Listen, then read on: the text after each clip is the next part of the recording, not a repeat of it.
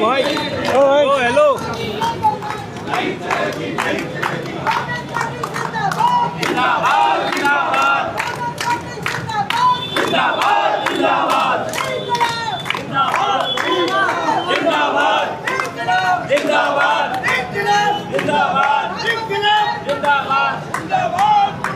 Congress party Congress party आ जाओ।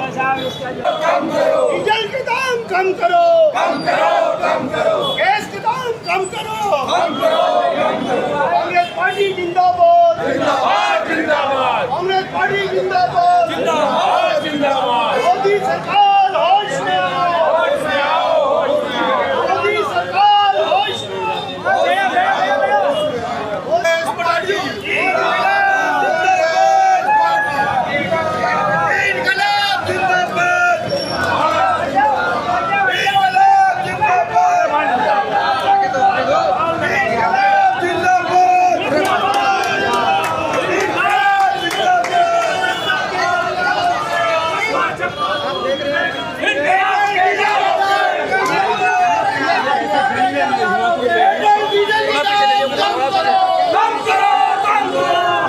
Diesel के दाम कम करो, कम करो, कम करो। तानाशाही नहीं चलेगी, नहीं चलेगी, नहीं चलेगी। गुंडागर्दी नहीं चलेगी, नहीं चलेगी, नहीं चलेगी। तानाशाही नहीं चलेगी, नहीं चलेगी, नहीं चलेगी। आवाज दो,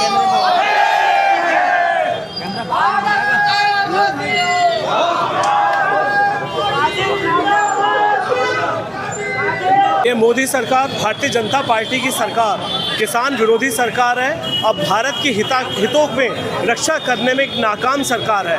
आज की तारीख में यदि आप देखिए डीजल के दाम, पेट्रोल के दाम, महंगाई, खाने पीने का दूध, मिट्टी का तेल, सरसों का तेल बुरी तरीके से बेतहाशा वृद्धि हो चुकी है।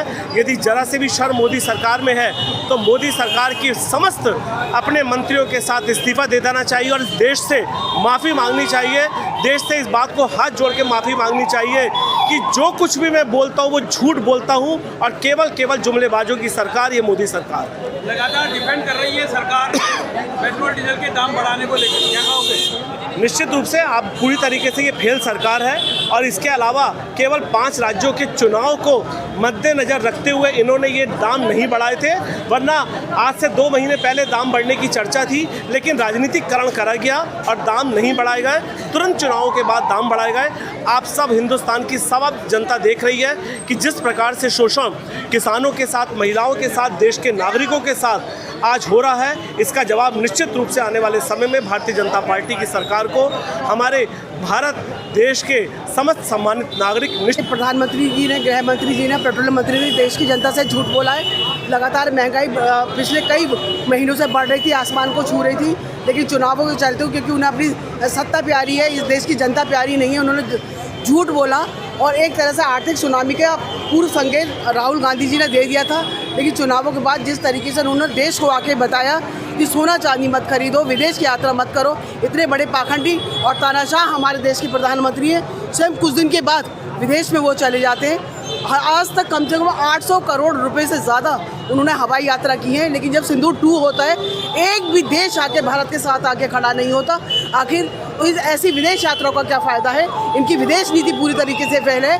वास्तविकता यह है साथियों कि एप्स्टीन फाइल में से अपना नाम और अपने पेट्रोलियम मंत्री का नाम छुपाने के लिए, अपने नेताओं का नाम छुपाने के लिए इस देश की अस्मिता को इन्होंने अमेरिका के हाथों गिरवी रख दिया है और उन्होंने एक तरह से इस देश को पराधीन बना दिया है। आज किस तरह का प्रभाव जताया? देखिए, लगातार पेट्रोल डीजल के दामों से ना सिर्फ महंगाई चारों तरफ बढ़ती है, हर तरफ से महंगाई की मार जनता को झेलनी पड़ती है।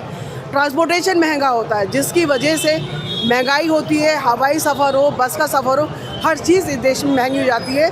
जब हमें रशिया से अच्छा तेल मिल सकता है और साफ़ तेल मिल सकता है, सस्ता तेल मिल सकता है, तो आखिर क्यों ट्रम्प के दबाव में आकर हम लोग रशिया से तेल ना लेकर के एक तरफ तो अपने विदेशी संबंधों को हम लोग ख़राब कर रहे हैं। आज की तारीख में सारे तमाम पड़ोसी देशों से हमारे संबंध खराब है। नेपाल में आज बहुत अच्छा और सस्ता तेल वो अपनी जनता को दे रहे हैं। ना हमारे बांग्लादेश से, ना नेपाल से, ना श्रीलंका से हमारे संबंध पूरी तरीके से खराब है। विदेश नीति इनकी फेलियर है। इनके विदेशी दौरे इनके फेलियर है। इस देश की जनता को झूठ बोलते हैं और ऐसे प्रधानमंत्री हैं कि इन्होंने अपने कार्यकाल में एक बार भी आके मीडिया के सामने आके जनता की दर्द की बात नहीं रखी और जनता का प्रश्नों का सामना नहीं किया और अपनी मन की बात जनता के ऊपर लादने का काम